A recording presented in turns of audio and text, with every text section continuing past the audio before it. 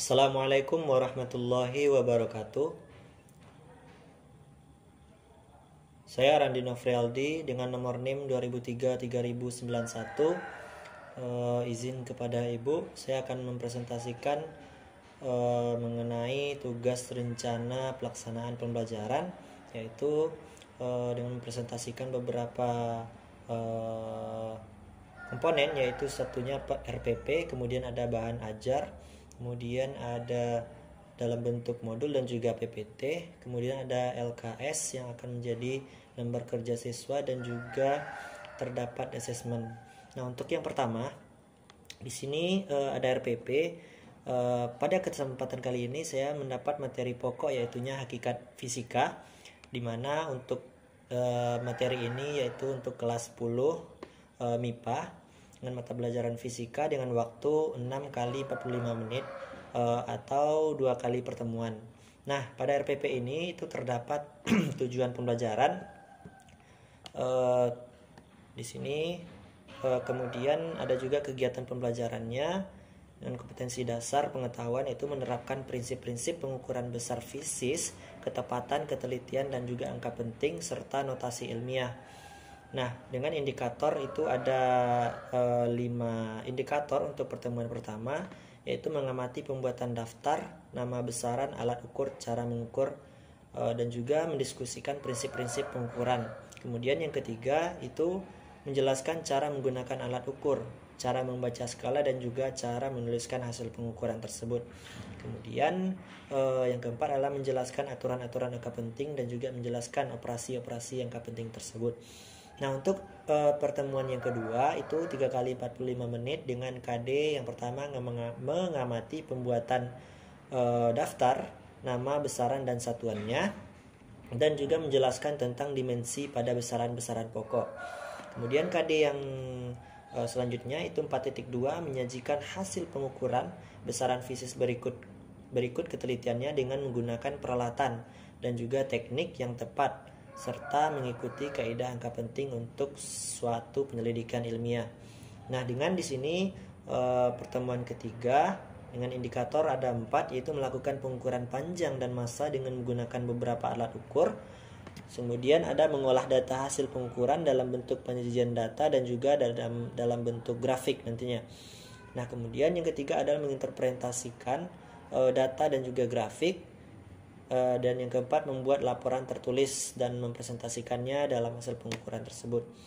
Nah, untuk langkah-langkah pembelajaran itu pertemuan pertama 3 kali 45 menit yang sama dengan 135 menit. Di sini untuk pendahuluan itu langkah-langkahnya guru memberikan salam dan sebagainya, kemudian menyampaikan manfaat mempelajari materi yang terkait. Kemudian pada kegiatan inti nantinya peserta didik akan dikelompokkan menjadi beberapa kelompok atau 4 kelompok, 4 orang per kelompok maksudnya. Kemudian peserta didik ini mencermati penyajian guru, dan peserta didik ini akan berdiskusi dalam kelompoknya dan juga akan diberi kuis nantinya pada terakhir pembelajaran. Nah, kemudian untuk penutup, peserta didik dan dengan bimbingan guru itu akan menyimpulkan materi-materi yang telah dibahas pada hari itu. Nah, guru juga akan melaksanakan refleksi dengan menanyakan pada siswa tersebut bagaimana materi tersebut dibahas pada hari itu, apakah menyenangkan ataupun materi itu sudah dipahami oleh peserta didik atau belum. Kemudian pertemuan kedua itu dengan waktu yang sama, pendahuluan juga dilakukan dengan sama yang seperti saya bilang yang pertama tadi. Kemudian untuk kegiatan inti nantinya peserta didik itu akan dibagi juga dengan 4 orang per kelompok, dan peserta didik ini akan diminta juga untuk mencermati penyajian guru dan berdiskusi di dalam kelompok, serta di akhir nanti akan ditanyakan oleh guru memberikan kuis istilahnya kepada peserta didik, dan tidak boleh saling membantu secara tulisan. Nah, kemudian untuk penutup juga peserta didik ini dengan bimbingan guru akan menyimpulkan materi sesuai indikator pembelajaran, dan guru akan melaksanakan juga refleksi untuk mengobservasi ataupun mengevaluasi sejauh mana penguasaan peserta didik terhadap materi, dan juga guru melaksanakan penilaian proses dan mengumpulkan kuis tersebut dan memberikan penugasan pada modul fisika. Begitu juga dengan selanjutnya, pada pertemuan selanjutnya. Kemudian untuk penilaian hasil belajar di sini ada beberapa aspek. Yang pertama aspek penilaian pengetahuan, yaitu teknik penilaian dan juga instrumen penilaian. Kemudian yang kedua adalah penilaian keterampilan, yang ada di sini teknik penilaian dan juga instrumen penilaian. Kemudian untuk penilaian sikap di sini juga terdapat teknik penilaian, observasi, penilaian diri dan teman sejawat, dan juga instrumen penilaian. Kemudian yang kedua adalah pembelajaran remedial dan tindak lanjut. Di sini untuk pembelajaran remedial ini adalah diberikan kepada peserta didik yang belum mencapai ketuntasan dari KD tersebut. Nah, sehingga diharapkan dengan remedial tersebut dapat menambah penguasaan peserta didik terhadap materi. Dan untuk teknik pelaksanaan remedial ini itu diikuti maksimal 20% pelaksanaan pembelajaran remedial itu dengan penugasan individu.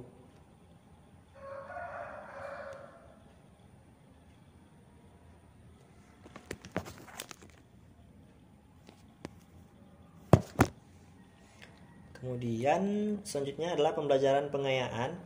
Nah, peserta didik yang telah mencapai kompetensi lebih cepat dari peserta didik yang lainnya itu akan melakukan pengayaan yang namanya, yaitu berupa penguatan pada KD tersebut dengan memberikan beberapa tugas, yaitu membaca maupun memberikan tutor kepada teman sejawatnya. Kemudian untuk instrumen penilaian itu di sini terdapat beberapa instrumen, yaitu yang pertama ada soal tugas dan soal ulangan, dan juga dilengkapi di sini dengan skornya. Nah, ini beberapa contoh dari soal terkait materi hakikat fisika. Nah, di sini untuk instrumen penilaian keterampilan dan penskoran. Nah, di sini adalah penilaian unjuk kerja. Di sini ada 3, yaitu ketepatan mengerjakan soal, kecepatan mengerjakan soal, dan juga kerapian. Nah, jadi di segala aspek itu akan dinilai ketepatan, kecepatan, dan juga kerapiannya. Dengan penentuan nilai skor, yaitunya skor perolehan dibagi dengan 3 dan kemudian kali dengan 100. Nah, kemudian untuk penilaian kinerja praktik atau psikomotor itu ada beberapa kriteria yang akan dinilai adalah 3. Yang pertama ada persiapan dan pelaksanaan, kemudian ada hasil. Nah, nantinya untuk nilai praktik ini akan diolah dengan cara jumlah skor perolehan dibagi dengan jumlah skor maksimal, kemudian dikali dengan 100. Untuk penilaian sikap juga seperti itu. Di sini ada terdapat kejadian atau perilaku, kemudian ada nama yang bersangkutan, apakah tindakan itu positif atau negatif, dan juga bagaimana tindak lanjutnya. Kemudian di sini ada juga pedoman rubrik penskorannya, dan kemudian ada pengamatan sikap spiritual juga selama pembelajaran berlangsung. Kemudian ini akan dihitung penghitungan skornya itu dengan cara skor yang diperoleh dibagi juga dengan skor maksimal, dan sehingga dikali dengan 100 dan didapatkan nantinya skor akhir tersebut. Di sini juga terdapat bahan ajar. Mungkin bahan ajar kita bahas di selanjutnya. Nah, ini contoh beberapa bahan ajar. Nah, di sini ada bahan ajarnya dan juga ada soal untuk mengevaluasi sejauh mana pemahaman dari peserta didik terhadap materi yang dipelajari pada hari itu. Nah, seperti ini. Kemudian di sini ada bahan ajar dalam bentuk PDF. Nah, seperti ini. Ada instrumen pengukuran panjang, itu ada mistar, ada jangka sorong, kemudian ada juga mikrometer skrup, dan di sini yang terakhir nanti akan diberikan soal untuk menguji sejauh mana pemahaman materi tersebut oleh peserta didik. Nah, kira-kira seperti ini. Dan juga nantinya pada bagian akhir akan, nah begini ini ada terdapat beberapa penjelasan. Nah, pada bagian selanjutnya juga akan diberikan soal. Nah, selanjutnya itu ada asesmen atau penilaian. Yang pertama adalah penilaian sikap. Di sini ada beberapa tabel, dan kemudian ada penilaian sikap dalam bentuk rubrik, Yang pertama ada sikap tanggung jawab, yaitu nilainya skornya 3, 2 dan juga 1. Dengan indikator siswa bertanggung jawab dengan aktif mengikuti diskusi, dan siswa juga kurang bertanggung jawab dengan kurang mengikuti aktivitas diskusi. Kalau nomor 1 itu siswa tidak bertanggung jawab dengan tidak ikut serta dan mengganggu aktivitas diskusi. Kemudian di sini juga ada beberapa penilaian sikap, yaitu jujur, percaya diri, dan rasa ingin tahu. Dan kemudian penilaian pengetahuan itu ada beberapa, itu indikatornya. Yang pertama ada menjelaskan hakikat ilmu fisika. Nah, peserta didik dapat menjelaskan hakikat ilmu fisika tersebut dalam bentuk uraian pada soal ini. Kemudian di sini juga akan terdapat lembar instrumen. Nah, ini instrumen penilaian presentasinya, dan juga di sini rubrik penskoran. Nah, selanjutnya itu di sini juga terdapat PPT. Nah, seperti ini. PPT terkait materi yang bersangkutan.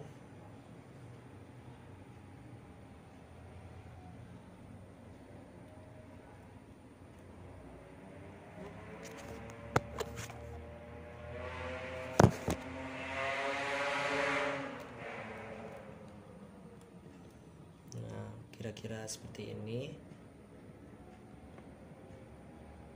Dia juga terdapat indikator dari keterampilan proses, ada beberapa indikator. Kemudian ada fisika sebagai produk, dan dilengkapi juga dengan penjelasannya. Kemudian adalah ada pengelompokan hasil-hasil penemuan itu menurut bidang kajian. Nah, di sini melalui PPT ini nantinya peserta didik akan mempelajari materi yang bersangkutan, materi yang terkait.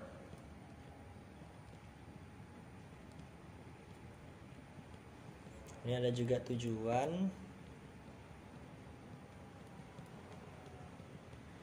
Nah, kira-kira seperti itu.